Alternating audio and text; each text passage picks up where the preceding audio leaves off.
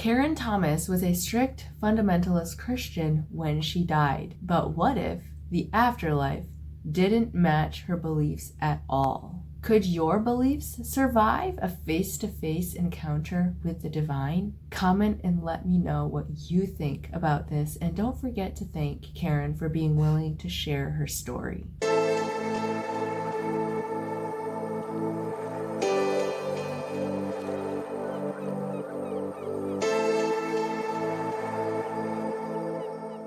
My experience was from a long time ago. It was in 1982, actually. My husband and I had moved from upstate New York to Alaska, and we were living there, and he was working on oil field repair things. My career was as a physical therapist. So I was working in the largest trauma center hospital in Anchorage. And I injured my back.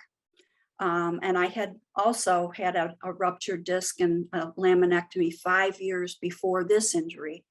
So I went through treatment, it wasn't working, and it was determined that I really needed to have surgery done, possibly another laminectomy, or it could possibly have been a spinal fusion. And so I was going into that unaware of which way the surgery was supposed to go or might go. And what I did at that time was we were attending a very fundamentalist church at that time. And so I contacted all the church members, plus contacting family members back in New York. And although I never did this with my previous surgery, I just felt like I really needed to ask people to pray for me the day I was having my surgery. And at the time, I was mostly thinking, because if I had to have the fusion, I probably wouldn't be able to continue working as a physical therapist. And so I was asking people to pray for me, gave them the date of the surgery, and said, pray that this is just a laminectomy, because I recovered from the last one really well. So that was the whole thing. And the day of the surgery, I was one of the first surgeries in the morning. And so my husband and both of my kids, and they were 9 and 6 at the time. My daughter was 9, my son was 6. They came in and were with me as I was put on the stretcher and brought to the operating room. And then they were sent off to a waiting room.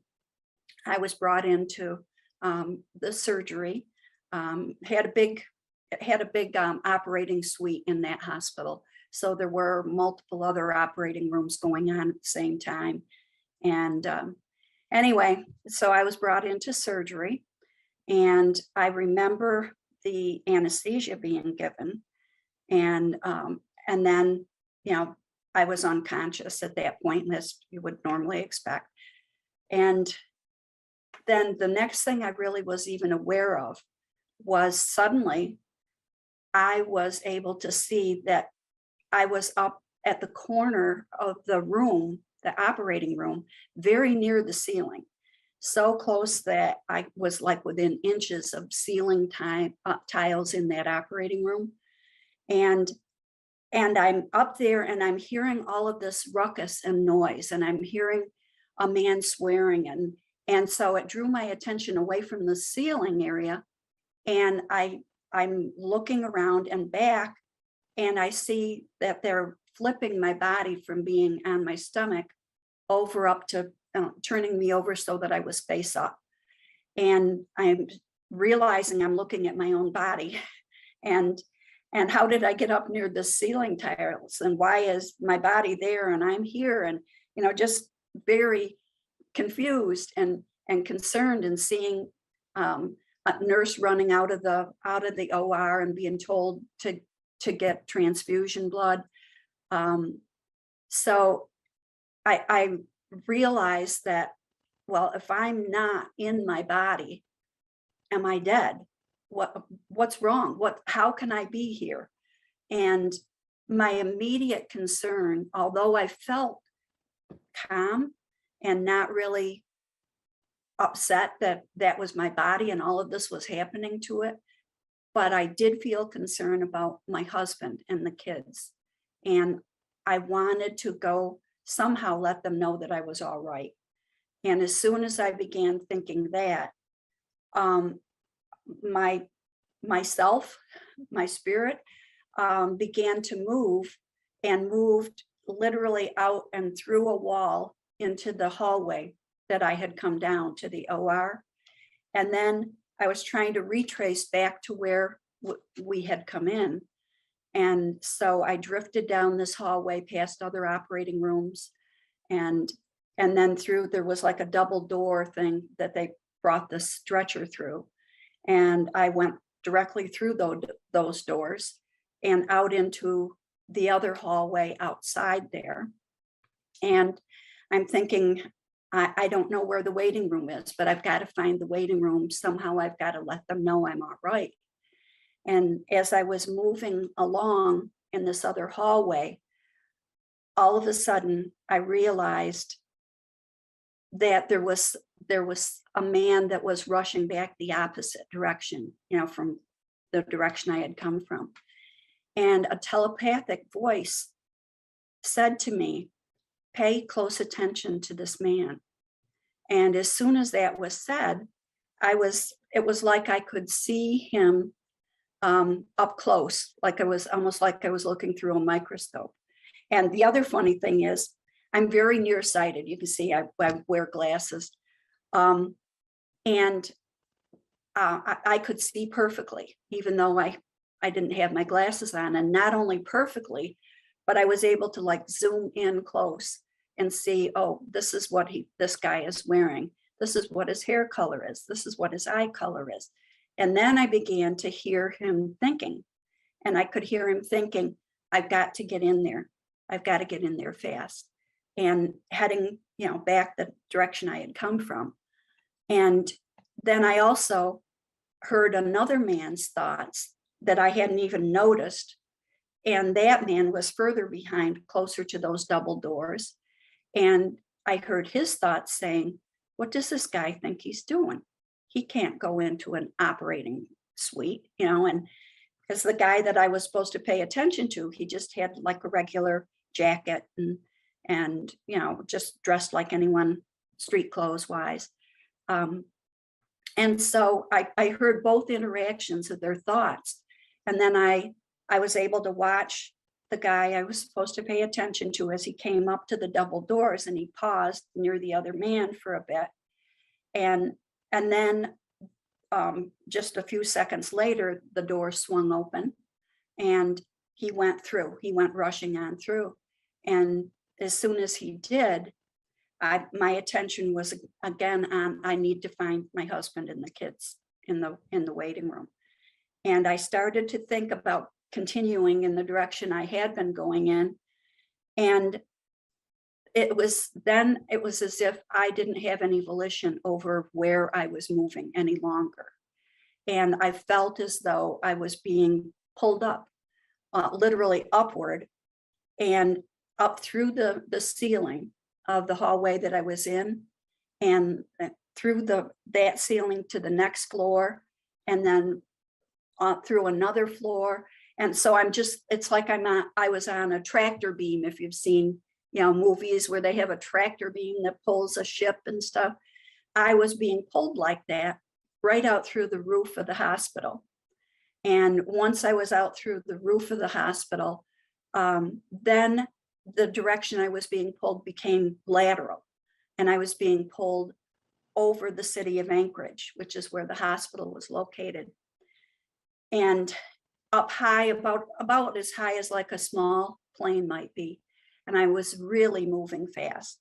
And I was thinking to myself, I should feel a difference in the air temperature. I should feel wind going by. I should be feeling these things, but I didn't feel any of that. When I got to what was the edge of where Anchorage sits on the bay, instead of going out over water, a whole like dark cave-like tunnel opened up, and I was sucked inside that. And as soon as I was inside there, I began moving even a lot more quickly than I had been prior to that. and just super fast. And it was very, very dark, except for in the very far distance, I could see like a pinprick of light. And that pinprick of light, as I kept moving so quickly, kept getting bigger and bigger and bigger until suddenly I just burst into this light itself. And when I did, where I had come out was a totally different landscape, than Alaska. It definitely wasn't in Kansas anymore or in Alaska anymore. And I remember looking down thinking, well, where is this place? Because it looks dark, or not dark, but brownish and rocky and dry. And so as I looked down, I realized that I didn't have any feet. Where I should have had feet underneath me, there were no feet.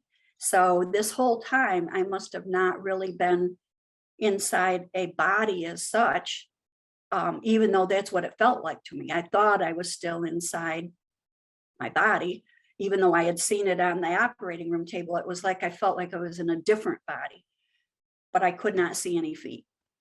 So anyway, when I'm looking down and seeing this rocky brown ground and a bright, beautiful light, and there was just such a feeling of calm and love, overwhelming love and peace, and just inexpressible feelings that burst into me at the same time as I came into this great light area. And I couldn't figure out, where am I? Because I'm thinking, in my mind, I'm thinking heaven. And in my mind, as I pictured heaven, it was not a brown, rocky ground place. And so I was, concerned and worried about where was I. And then the telepathic voice that I had heard in the hospital hallway spoke to me again and said, look over here. And then there was a man that was climbing up a slope off to my left and up out of this brown rocky area. And then the guy who was climbing I was able to hear his words or his thoughts also. And he said, follow me. And as soon as he said, follow me, I was just within a couple feet right behind him, following him up this slope. And again, because I'm thinking heaven and what I've learned in church, I'm thinking, oh, is this Jesus? And so I'm looking at him and I see that he's wearing like a toga type garment that was like an off-white color. And then just a simple leather belt around his waist. And he had very almost black hair, and he had it pulled back and was tied again with leather so that it was almost like a ponytail type look. And on his feet, sandals, but the sandals had leather again that crisscrossed up the calves of his leg. And so I'm looking at what I can see of him, which is that, and I'm thinking, I don't think this is Jesus. This isn't the way I would picture Jesus to look. So isn't Jesus, who is it? And yet I felt a great deal of love and concern, just his emotion of caring about me and wanting me to come with him. And so he went up and continued up over the slope, and I was right behind him. And as soon as we got up over that edge of the slope, it was a totally different scene again. And then the scenery was lush and green and gorgeous, colors, unbelievable colors, and the grass and the flowers and the trees and the leaves. Everything that I saw was like it was lit from within, and it had an ability to be alive. Everything was alive, and the light within it was what made it alive. And the light emanated out for anyone to be able to see. And it was just so breathtaking. And as I was taking all of this in, again, I heard my guide's voice. I call him my guide. And he had gone on ahead. And so again, he said, follow me. And when he did, I was right up behind him once again. And this, where he was at, was on the edge of a river. And the river was not terribly wide, but again, it was alive like everything else. And it just glistened like diamonds and was just beautiful, beautiful water. And on the opposite bank of this river, I saw my father, who had died when I was 7, and my brother, who was killed in a car accident, and all sorts of other relatives of mine that I had passed away. And then there were also 4 people in addition that I had never seen, but I just somehow knew they were my 4 grandparents that had all died before I was born. And everyone was just so happy to see me. And it was just like a huge family reunion. And it was like, oh my gosh, she's here. Isn't it wonderful? And I wanted to get across that water to them so badly and be with them. And at that point, my guide spoke and he said, not now. We have someplace else we have to go first. And I was so reluctant about that because I just wanted to be with them. I could feel their great love for me and how much I loved them. But I didn't have a choice. I had to follow my guide. So he went down along this river away, down and around a curve in the river. And as we went around the curve in the river and went a little further, there was a huge opening. And in the center of this opening was an enormous building that looked very much like, if you think of Greek or Roman temples. And it had the huge white columns in front and a huge number of stairs, just so many stairs leading up to the doorway into this building. And it shone like everything else, and was so white that it was almost like pearlescent. And when I got into this opening, there were also other spiritual people, like my family members that I had seen, only these weren't ones that I recognized. And some were at the foot of the stairs and some were coming down the stairs. And my guide had gone further ahead and was up at the doorway into the building. And he again said, follow me. And so I was behind him directly, and these huge doors opened and we walked into this big open area that went way, it was just so long. And on either side, there were books that were in bookshelves, and there were stories and stories and stories of them as high up as you could see on either side. And down through the middle of this huge room, there were like tables that some beings were sitting at and others were standing at the ends. And there, in addition to books, there were old scrolls, and it was just as far as you could see. And my guide said to me at that time, this is where the book of life is stored. And he said, but we're not going to stay in here, we're going to another room. So we went all the way down through this whole huge open area and then into the back and into a smaller hallway area. And as we went into this hallway, there was a door that opened and we went into a much smaller room. And in this room, there were other spiritual beings, and they were all like around a big, huge conference table. And like they were waiting for us to come in. And although I couldn't tell you who these beings were, I felt that they knew me and that I knew them. They cared very deeply about me. And I also got the impression that they had helped me plan my life before I was born. They were like my soul group type of thing. And so anyway, as we came in and I was there and my guide was there too, they said, now we're going to review your life that you've lived up to this point. And when they said that, the whole center of this big like conference table type thing, it had looked almost like it was a clear screen in the middle. And once they said that, it was as though a hologram appeared up out of the middle of it.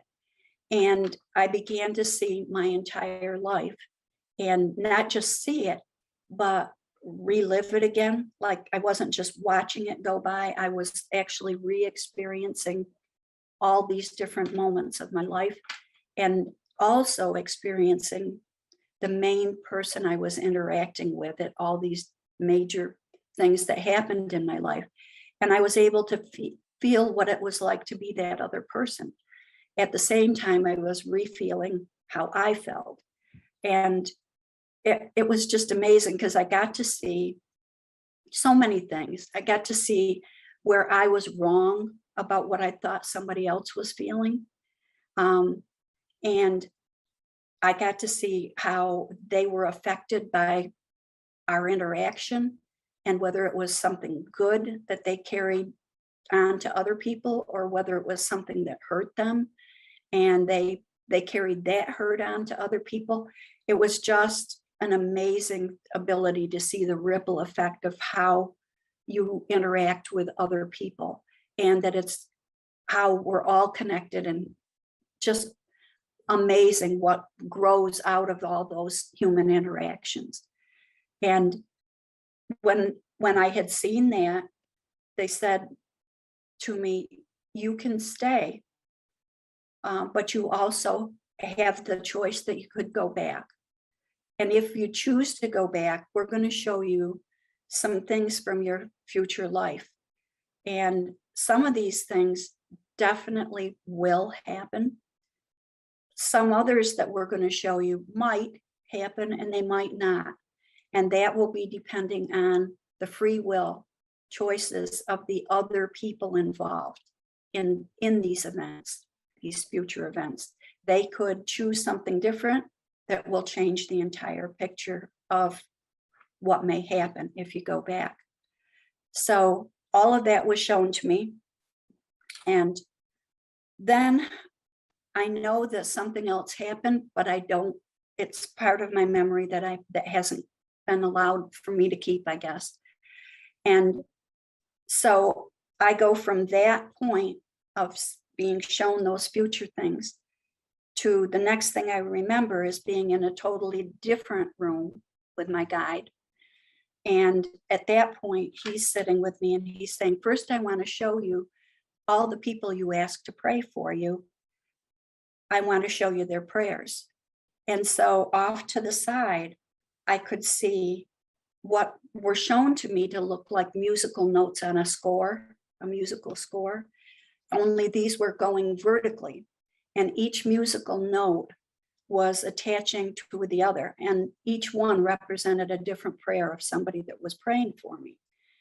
And I didn't hear, some people have asked me, did you hear what those musical notes sound like? And I said, no, I really don't remember sound. I remember the visual image of the musical notes. But I also remember my guide saying to me, each individual prayer has its own unique vibration. And every vibration comes together with another, and they're all reaching up toward where we are. And then he said, I want to show you the waiting room in the hospital. And so then it was as if I was looking through a clear ceiling of a waiting room. And I could see my husband was at the door of the waiting room, and the doctor who'd been operating on me was in scrubs and was also standing in that doorway and talking to my husband. And my two kids were like back at a small couch area that was behind them. And at that point, I was filled with all of the emotion of being myself. And and wanting to be with my husband and my kids again. And then I was shown my daughter praying, because when the doctor had come to the door, she'd been frightened and thought that that meant that I had died. And she was praying that I wouldn't die and that I would live. And that was the last note on the notes that reached up to me. And once that happened, I just knew. I knew that I had to go back to my life. I had to make that choice. And so I said that I did. I wanted to go back to my life. And my guide said to me that you will be able to go back and you will remember enough of all of this to make certain that you believe. And you'll also have a sign that will convince you as well. And that will all take place. But you're not going to be able to remember everything that has happened. And you won't remember what we showed you of what will happen in the future in your life. Because if you did remember that, then your free will would no longer be free, because you would be influenced by what you remembered, you were shown, and expect that to happen, and not really choose freely. You choose based on that's what you think is supposed to happen.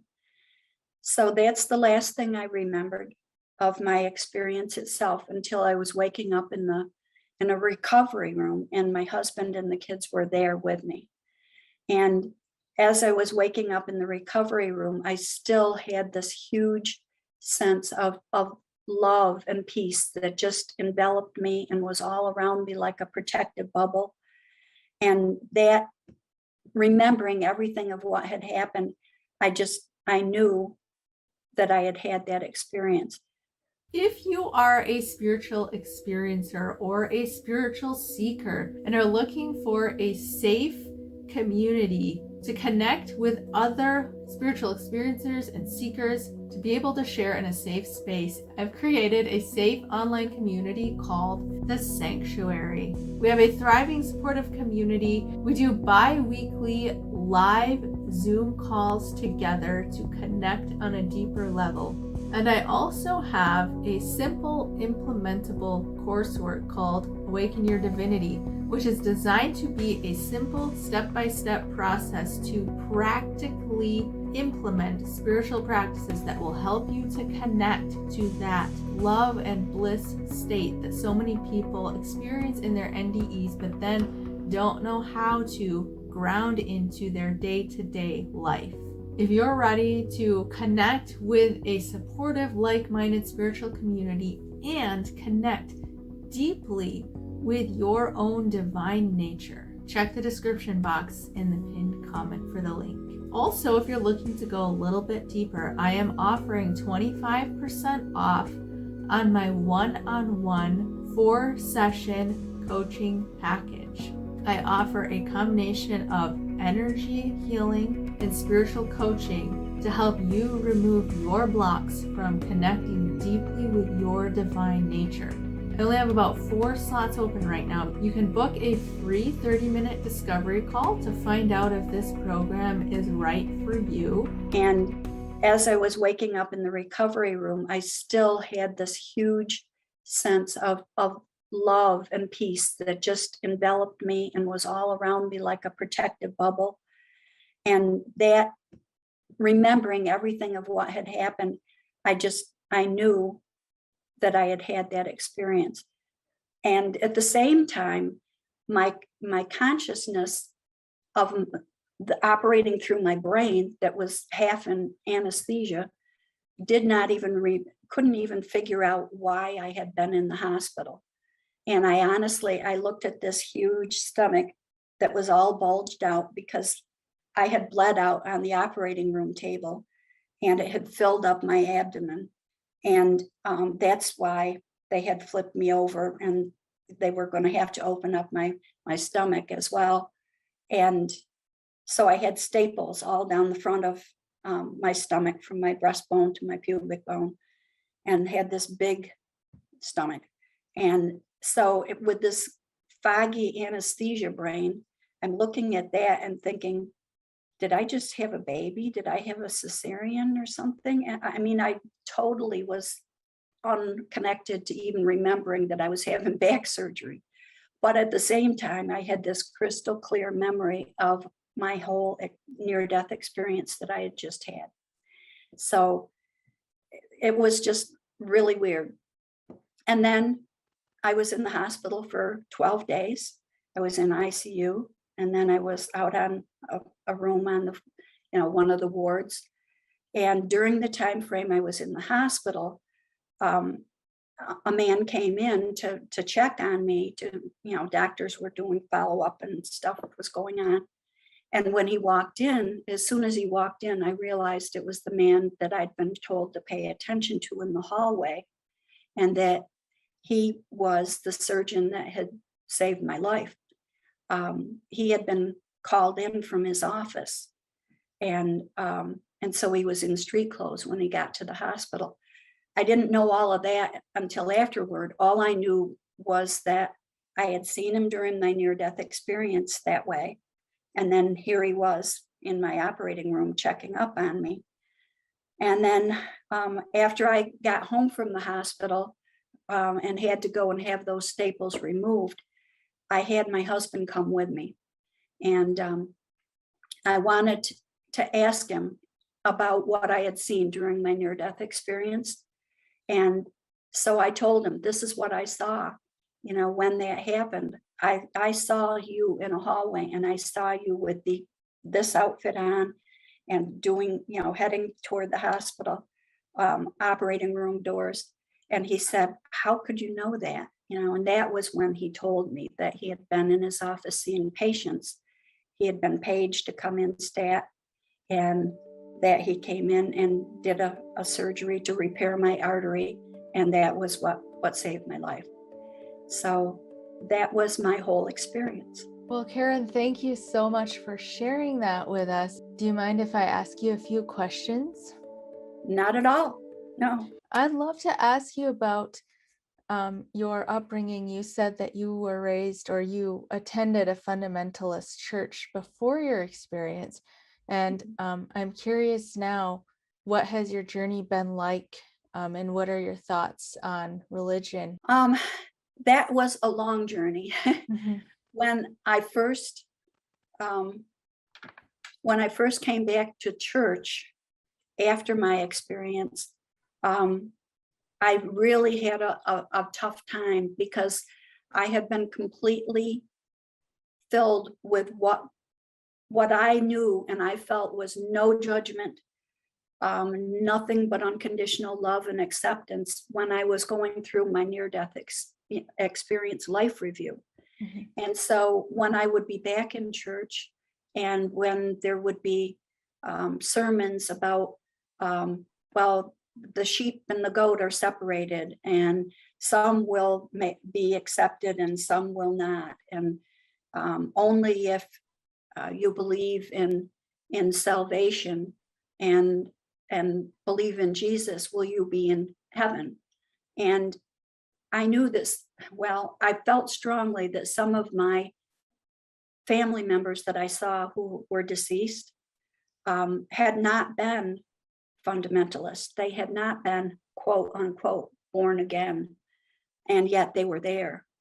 And I just knew in my heart that judgment, that exclusiveness rather than inclusiveness, was not what I was feeling.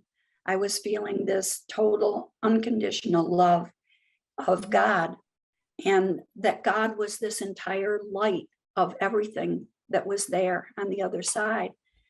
And I wasn't judged. I was given my free will, and my free will wasn't being given to me in the sense of, well, if you do this, then you'll be loved enough and you'll be forgiven and it was just, this is what happens, and you are loved. And behaving kindly and with compassion is just simply how other people are able to gain that from you and will live so much more peacefully and happily in your life, and in theirs. So it clashed a lot. And I finally reached a point where I ended up saying, I can't be a part of this anymore. And I have to study about spirituality and exactly what I experienced and where I belong, what I believe now. And so stopped attending church, which was tough because my husband and his family members were very, very attached to the church. And they continued, to feel that way. And that was fine with me. It's just I couldn't be there until I got over this feeling of, that this is just wrong. So, and over the years, it's changed a lot. I've come to the point now where I realize that everybody has their own individual path, spiritual path that they're walking here on earth. And some people are very, very supported by the structure that religion gives them, whatever their religion might be. And it helps them to learn about acting with kindness and compassion toward others. And so for them, it's very positive for them. And for me, I just do what I feel brings me closer to God and increases my own spirituality, and do my best to get that unconditional love out to others. Wow, I really love what you said there. This can definitely be a polarizing question. So I want to preface it by saying that there's no right or wrong answer that I'm digging for here, but I'm just curious your thoughts. Since you were raised Christian, what are your thoughts now on Jesus? That's interesting that you do ask that, because part of what I went through in my own spiritual discovery, I literally attended a course that was called Education for Ministry, and it was within the church. However, it was a very, I guess you could say, open church atmosphere. And it was during that 4-year time, I studied the Old Testament, the New Testament, the early Christian church, and then other world religions and philosophies. And it was a whole overall picture. And during that time, what I learned was that a lot of Christianity was developed so long after Jesus's actual ministry that it was interpreted by the people of that time. And they were basing it because they had initially, most of them, been of the Jewish faith, Judaism. They were trying to fit that square peg of what Jesus taught them into the round hole of what Judaism had taught them. And so there was a lot of conflict within the early church members. Some felt that to be a Christian, you would have to become a Jew first. You'd have to be circumcised if you were male. You would have to only eat kosher foods. And then other early Christians felt, no, Jesus, had told us, take the good news to everyone, to the whole world. And so we don't feel that they need to do that. So essentially, man's own interpretations and restrictions and things began to be built into the whole system that ultimately became the Christianity that we know now. But I had this ability when I came back from my near-death experience when I studied the Bible, to be able to just have this gut feeling of, oh yeah, yes, that is what Jesus taught right there when he said this in the Sermon on the Mount. But then when I would read something else in the Bible, and it would say, you would be sent to hell, or like Lazarus, the story of Lazarus, who ended up being in heaven, but the rich man who had been cruel to him couldn't even get a drop of water. and things like that. When I would read those segments, I'd think, no, that's not what Jesus taught. That wasn't his message. So I felt like there was a huge difference between a lot of the interpretations that came along so much later and what Jesus really was teaching when he was here. I've learned through meditation too, that I was able in meditation to reconnect with my spirit guide that had been with me when I was on the other side. And so I would hear through my meditation different ways of looking at what had been in the Bible and what had been part of the church that I had been in before, and understand why this particular thing was incorrect and this other thing was correct. So I guess what I ended up coming to feel is that a lot of people who get off base, it's because they're worshiping the book. They're not worshiping Jesus. And the book isn't infallible. And it does have a lot of parts that were, just simply interpretations that were kept in the book. And there were a lot of other interpretations that were thrown out, because the Bible that we ended up with ultimately was decided on really pretty much in a political fashion, of what would be allowed to remain and what would be tossed apart. You've mentioned a couple of times how there was no judgment on the other side. And I remember hearing in one of your other interviews that you said you were really beating yourself up during your life review, thinking, why I could have done better there, or I could have done this differently. And how did the beings that were with you respond to that? They responded completely lovingly and in full acceptance, and said, you are on earth to experience these things and to learn to feel love and compassion.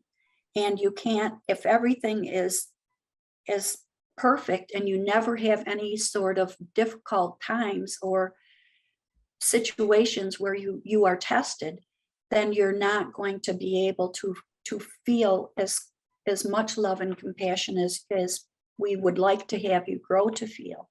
So all of that kind of came through. And it was, although I was wanting to judge me, none of them were wanting to judge me in any way. And we're saying, no, this is okay. This is part of what happens and part of what's supposed to happen. And look how you're feeling now and how much better you understand. So that was essentially it. And do you think that non-judgment extends to everybody else, maybe even people who have done what we would consider to be horrible things in this life? Yes, I do. And again, that has grown out of my own studies, and what I've learned. One of the things that probably also doesn't match with what many people feel is that I have grown to feel that reincarnation is part of our whole process as well. And that, as I said, when I felt like those people that were there in the room had helped me plan my life, well, that was this life. And there were, I believe, certain things that I very much wanted to encounter spiritually in order to grow more in this lifetime. And so they helped me in deciding what those particular challenges or experiences might be. And so I think that's the same with people who have done really horrible, cruel things in a lifetime. They certainly have to learn going forward about how horrible and painful those things are for others around them. But then they also can be part of a hard experience that someone else that they are a soul group with wanted to encounter and to be able to have a chance to grow through. So it's pretty complicated, but it makes sense, and it's not literally, it's not judgment, it's spiritual growth. It's beautiful. You mentioned that you saw that there was light within the plants and the trees and everything that was just sort of giving it its life. And I've come to think over the years of reading near-death experiences and some of my own spiritual experiences that that light is actually here sustaining this world too, even though we can't sense it. What are your thoughts on that? Yeah, I agree. I think that light is actually part of God, a part of our creator, that is within everything that God has created. And so each of us have a bit of that light within us. And although here, when we look at someone else that we encounter, we don't necessarily see that light like I saw it emanating from everything that I saw on the other side, it is that element of life. And it is that spirit that is our total unique self. And one of the things I've come to believe too is that one of the reasons why I was able to fully remember my experience, even when I was in that recovery room in the hospital, but at the same time, my brain consciousness was muddled and couldn't even remember what had happened to me in the surgery. I think that's because that light within me is the consciousness and the self that is eternal. And that the consciousness that our brain interacts with is a totally different consciousness, and that we have within us both kinds. And so we always have that spiritual consciousness as the light within us, while we also have a human and brain consciousness that operates through our brain. So it's kind of hard to put into words, but it is that that light, that spirit, that's the eternal consciousness, is what we ultimately are eternally. Well, you did a really great job of putting that into words, I think. What do you think is, and you probably sort of answered this already, but what do you think is the purpose of this life, and why do we choose to plan these lives and come here? I think the purpose of it is ultimately growing spiritually. And by growing spiritually, I mean becoming closer and closer to our Creator's ultimate unconditional love, that has been what has created everything that He's created. I say He is, as giving a pronoun, but and so in order to get that reach that point of that total unconditional love and compassion, there's multiple different experiences that we need to come at from all different directions in order to be able to grow fully into that. And finally, what do you think is the best way for people to connect with the Creator or with the divine light you were talking about here in this world? Well, there are a lot of different ways, I guess, and I think each of us kind of has a path that we feel more uniquely drawn to. For me, it has been meditation. I feel that, meditation and also just some of the spirituality that you can find within organizations, like sometimes within church or sometimes within, say, yogi or another type of practice that you can follow that helps you to tune into yourself and tune into God within you. it doesn't have to be specific, but I do, at least for me, meditation has been the biggest answer. Thank you so much. Is there any way that people can get in touch with you, or anything else that you'd like to share? I generally like to just leave my email address, and my email address is blanceth@live.com. And I just say to people, if you are going to contact me that way, in the subject line of your email, I need you to say something about having seen a near-death experience interview of mine, or having a question about near-death experience and spirituality, something that I know it's someone who has seen an interview. And then I, depending on what their question or concern is, I'll try to help them individually.